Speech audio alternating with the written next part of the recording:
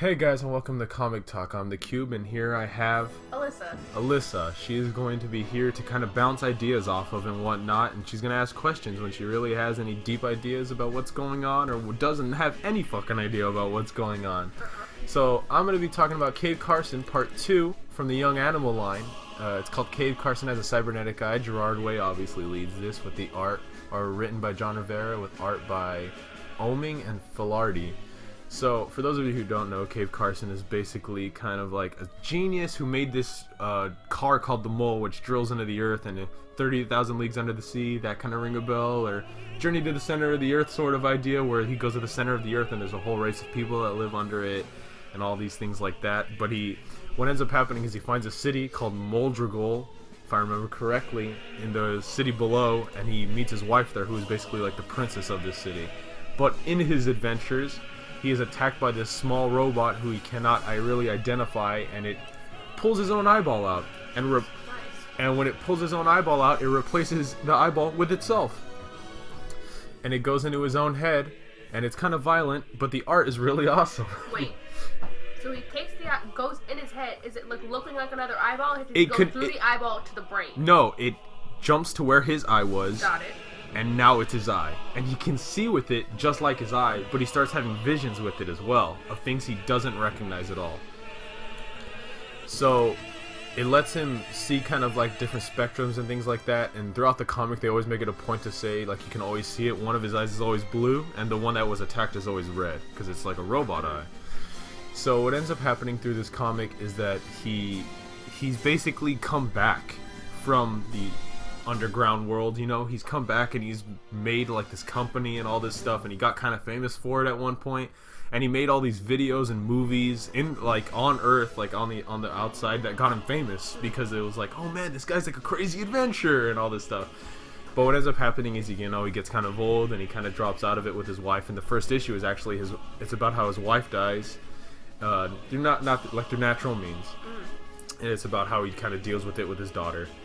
And what ends up happening is basically, yes. This sounds like a reverse version of Journey to the Center of the Earth, like if the grandpa got out. Oh, kind of, yeah. But what ends up happening is this company called EBX has remade his ship called Mole. It's called the Mole 1, and now they make it called the Mole 2. And yeah, right. And they go to they've been going to the city underground, but what they want to do is basically attack the city. Yes. Wait, is his wife the princess? Yes, his Okay. wife. Does she come back out with him?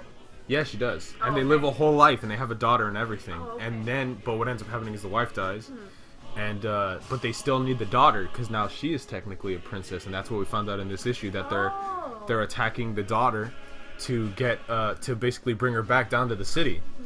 But what ends up happening is Cave Carson realizes this beforehand, and he uses his handy pen tech, which I have no idea why, but it's like this weird little... Is that a naked man? Yeah, it's like a naked man in a capsule, and he uses it to like swirl his drink, and then he throws it and it explodes. It's kind of like this handy little tech he had. Cool. Yeah.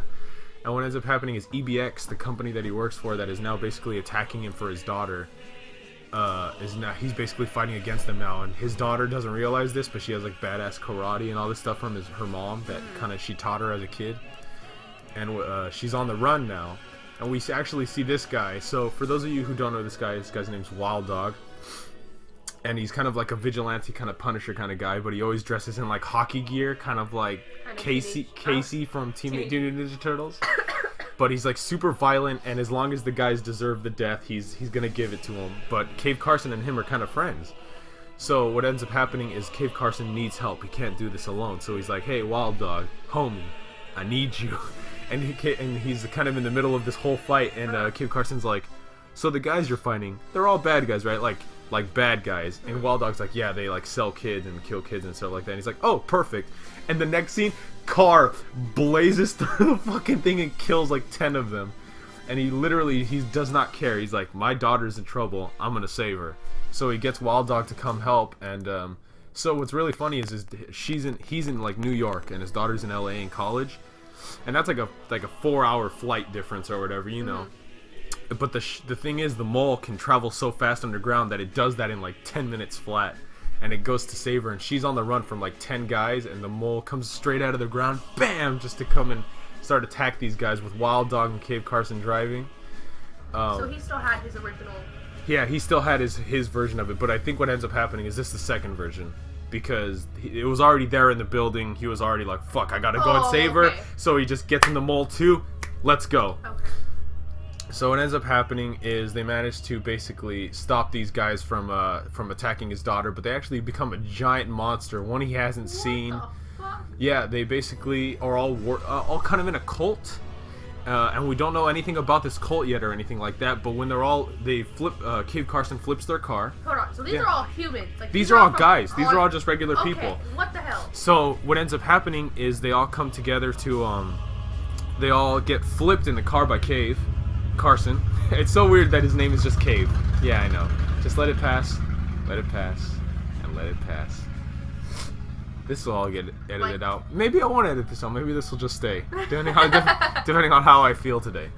But what ends up happening is they all basically sacrifice themselves, and the car explodes into this giant monster made from their corpses.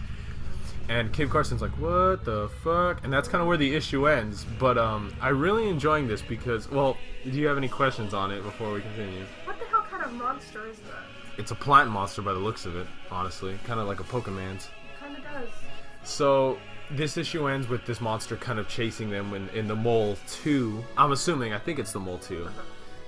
And Cave is basically trying to defend his daughter with Wild Dog at the head of it with him.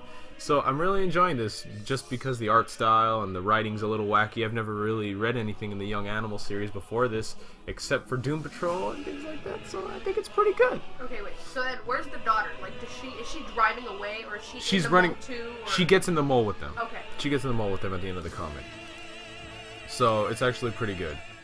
So, for those of you guys who haven't picked it up, I really recommend it. I really enjoy it. Gerard Way has not been leading Young Animal astray just yet, and I don't think he will. So, I'm the Cube. I'm Melissa. And this has been Comic Talk. We'll talk to you guys later. Bye.